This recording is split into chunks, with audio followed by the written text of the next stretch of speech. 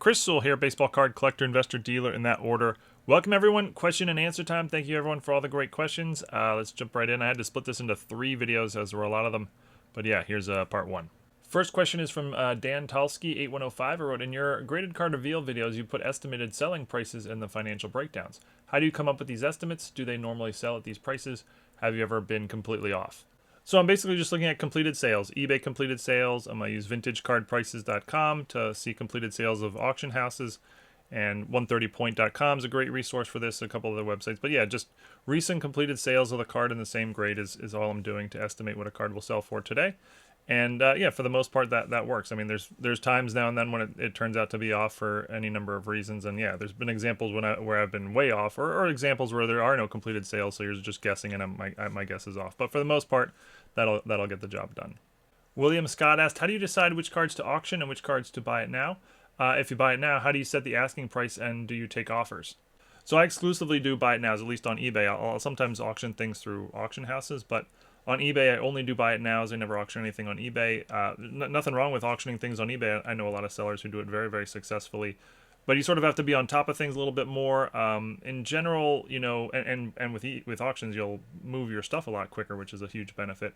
But with buy it nows, you'll generally get more. I mean, you can sort of hold out for whatever price you're hoping to get. There's no like risk factor in what a card might go. This might sell super low type of thing.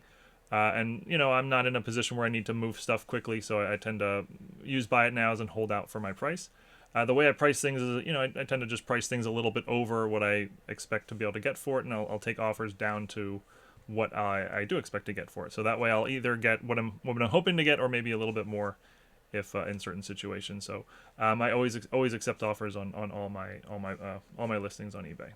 David asked, I'm curious, is a 1 of 49 hold more value than a 12 of 49 with all other things equal? So there's not really like a hard rule here. I've seen examples on both sides where the serial number 1 of something, you know, played a huge premium and somebody just, you know, paid a lot extra for that. And I've also seen many examples where it basically has no impact at all. I would say sort of in general, in very, very loose general terms, it'll have a very, very minor impact. The 1 out of 49 would be slightly more valuable than the 12 of 49 or the XX of 49. And it's probably more impactful on like really significant cards as opposed to just like a random card numbered out of 49. Corey Carr asks, when you go to check out a $10,000 collection for purchase, how do you go about pricing things in a timely manner? Are the people initially surprised that you don't just want to make a deal right off the top? So yeah, assessing a large collection can be tricky, and it depends on a number of things. You know, every situation is different. But how much time do you have? How much information does the seller want? You know, basically my process is I pick an item, go through, let's say, a box of cards, and just assess what I can pay for that box, and then just do that until the whole collection is done and keep a running tally. If we have a lot of time, like we have all day, and you know, then I'll spend a lot more on each box and make sure I'm really spot on with my offer. If we're in any sort of rush, then I'll just do my best guess estimate based on how much time we have. And in those cases, it kind of have to be a little more conservative with the offer, just because I kind of have to protect yourself. And if I ever come across an item I really don't know the value of, and I think it might be valuable, I'll of course look that up and make sure, look that up on my phone and make sure, you know, I'm paying fair on that. But that's just sort of my process, the way I do it. And yeah, you know, some people are kind of surprised that I take a little more time than they would think. I think some people think I'm just going to walk in, make a quick offer, but I tend to, you know, I think a lot of dealers do that, and that's one thing I like to think that I you know, do I don't know, better than most dealers, or let's say I bring to the table in a transaction like this, is that I like to break it down for people. You know, hey, this is your best stuff. This is what I can pay the strongest on. This stuff's, you know, not really worth much. Can't really pay anything on this. And, you know, add it up that way. And then you know, they can see why I'm offering my number as opposed to just a single number, and they're sort of in the dark as to how I got there. But, you know, some people really don't care about that. But I think others really appreciate it. Scratch Thrift 3370 asked, I know you've discussed the custom cards people make and PSA authenticates as being not great for the hobby, taking patches from random jerseys and adding a sticker auto, but isn't that exactly what Panini and other companies do? Now, obviously, the legality of trademarks is a separate issue, but a 101 Purdy rookie RPA from Panini with a patch from no specific game or event isn't that far removed from what the custom card makers are doing. One is worth $150K. What are your thoughts? Yeah, I mean, I get your point, but it's not really a viewpoint that I would have. You know, to me, one is a brand that's been built over the course of 15-ish years or whatever it is now, and they've produced millions of cards, and they've invested a ton of money and time into it, and they've built a customer base over the course of decades now, and they have a level of credibility in the hobby, and they have permission from the player and from other outlets, and the other's just a knockoff of this. And so yeah, you could say both are just using a piece of random cloth, and that's true, but that's like saying, well, there's a painter and all he's doing is using a paintbrush to paint a painting, and then there's another guy who's just copying him, also using a paintbrush. What's the difference? And I would say there's a major difference. Next question is from, I actually don't know how to pronounce your username. Great commenter, long-time commenter here. Spicoli, I guess. Your thoughts on the big case find and eventual sale price of the 1979-80 OPC hockey recently? Yeah, that is the absolute dream find. For those who don't know, somebody discovered a 1979 OPC hockey unopened case in I don't know if their attic or garage or whatever it was. And that's the Gretzky rookie year, and I mean, it was like in pristine condition. They had everything authenticated, and absolutely insane find. Basically it was assumed that this didn't exist anymore. Like an 86 Fleer basketball case probably doesn't exist anymore. Maybe it does, but there was assumed, there's probably none left, but one was uncovered here. I think it was at like 1.5 million the last time I looked. It's in auction now, and I have no idea what it's going to end up with, but sky is the absolute limit there. FJF6050 wrote, what are some of your best methods to find collections that have potential?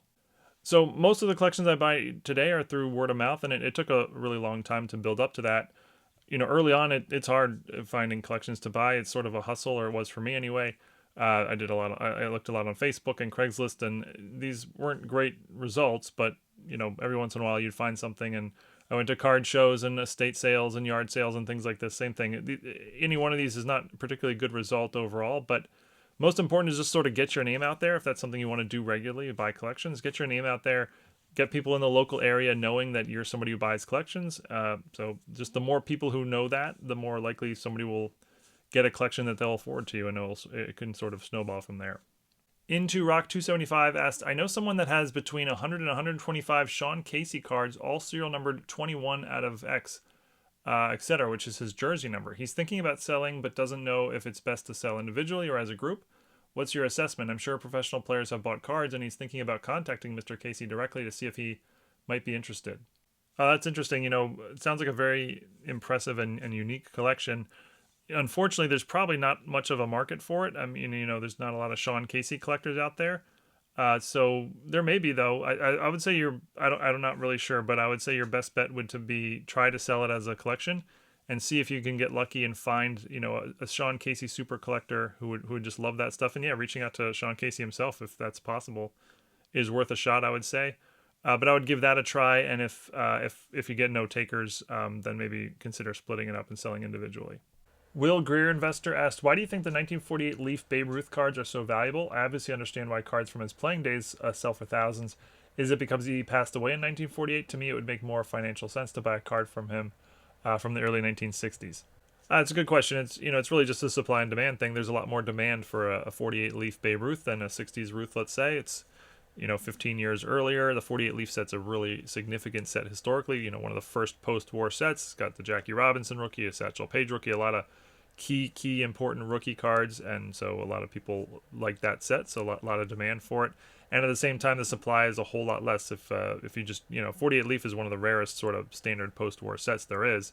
If you go on eBay and look up 48 Leaf Babe Ruth, there's going to just be a lot fewer examples available than, say, a 62 Topps Babe Ruth. So much higher demand, much lower supply, and this leads to much higher prices. If you're talking about you might as well just buy 62 Topps Ruth as a collector. Yeah, totally. Much more sort of value there. If you're just looking for a cool Babe Ruth card for your collection. David Kell 1652 asked two questions. First, you have mentioned your PC is mainly high grade rookie Hall of Famers and Cal Ripken cards. Do you have any kind of checklist you want for your PC cards, or do you literally just whatever walks in through the door and you catches your eye? Second, what are the differences between authentic and authentic altered grades at PSA? I think this is the only company that has both, but correct me if I'm wrong. PSA website seems to say that they're exact same. Also, can you review the different kinds of altered? Yeah, so my PC is pretty small. I do not have a checklist. It's mainly just what walks through the door and I want. It's mainly Hall of Fame rookie cards. There's a bunch of Cal Ripkens And there's some other sort of scattered things, like I have a small U.S. Women's National Team collection, I have a small Star Wars collection, and a couple other random items that I just particularly like when I get them in. But for the most part, no, I'm not seeking out specific cards for my collection. There might be an exception here or there, but you know, I get enough cards coming in through my possession that I can build my collection that way as opposed to seeking cards out. For your second question, the difference between authentic and authentic altered, it's not much, but as I understand it, well, if you can choose to just have your card graded authentic as opposed to get a number grade, and in that case it's not altered, right? Like if I have a really low grade card and I don't want it to say PSA 3 on the holder, say it's a modern card, I can just have it graded PSA authentic, and that's legit. Also, I think PSA will, if they're not sure but they think it might be altered, they'll just call it authentic. But if they know it's altered, like it's obviously trimmed or something, they'll label it authentic altered. Rookie Guru asked a similar question about my PC. He said, do you have a PC of your own? If so, what does it consist of? Sports, players? How do you have it stored and organized? Yeah, so I touched on it a little bit in the last answer, but I'll expand on it a little here. My collection's, you know, fairly small given how many cards I buy. It's maybe 300 cards or so in total. And it's mostly cards that I've bought in collections and I just set aside because I really like it. Like I do seek out specific cards once in a while, but mostly it's cards from collections. It's maybe 300 cards in total, and the majority of them are Hall of Fame rookie cards from all the sports, including soccer, but baseball heavy, I'd say. I have maybe 50 to 75 Cal Ripken cards. He was my favorite player growing up, and those are sort of all minor league cards, rookie year cards, or rare 90s inserts. And I have like a really small collection of men and women's U.S. national team soccer cards, maybe 20, 25 cards in total. A few Star Wars cards. I'm a big Star Wars fan. It's maybe 10 cards or less. And then just like a bunch of sort of random individual stuff. Like I have a Cal Ripken autograph card from my childhood. I have a Brooks Robinson autograph card from my childhood. I have the first card I ever got in a pack, which is just a random 88 donruss Mark McGuire. And a couple other sort of random stuff that I've just particularly liked and set aside over the years. So yeah, that's how you get to that. All the expensive cards I own are stored at the bank in a safe deposit box. And yeah, that's just, I go there about once a month and go through them. And that's, you know, one of my favorite, 15-minute time stretches of every month. Al Improv Ed 2022, or maybe it's AI Improv Ed 2022 asked, if you had unlimited funds, how would you use them for a YouTube card channel? And what movie director would you hire? Yeah, so if I had unlimited funds, the first thing I would do, I probably would not put it towards a YouTube card channel. First thing I would do is just stop everything I'm doing and collect cards all day long. Second thing I would do is save the world, and then third I would make a movie probably about sports cards, and I would want to write and direct it myself. I used to be in the film business, and that would be fun. Patrick Mel 8728 asked thoughts on Wembanyama. Is he the next LeBron or the next Zion? Yeah, I really don't know, and I don't think anyone knows, and anyone claiming to know they're just guessing like anybody else. Statistically speaking, it's far more likely he's going to be a Zion Williamson than he'll be a LeBron James. There's just a whole lot more Chris Webbers and Glenn Robinsons and Elton Brands and Greg Oden and Blake Griffin and John Wall and Anthony Wiggins than there are, LeBron James. TK055 asked, have you ever used the PSA guarantee, meaning you bought a card in a PSA slab that turned out to be fake and needed to be paid out by PSA? No, I've never used that before. I don't think I've ever owned a card in a PSA holder that I thought was fake or was definitely fake. It's probably happened, but I can't think of an example over the years. But yeah, so no, I've never used that service before. But that's it for question and answer part 1 here. Thank you for all the great questions, and part 2 will be a week from today on Saturday, and then part 3 will be the Saturday after that. But until then, have a great day. Thanks, everyone.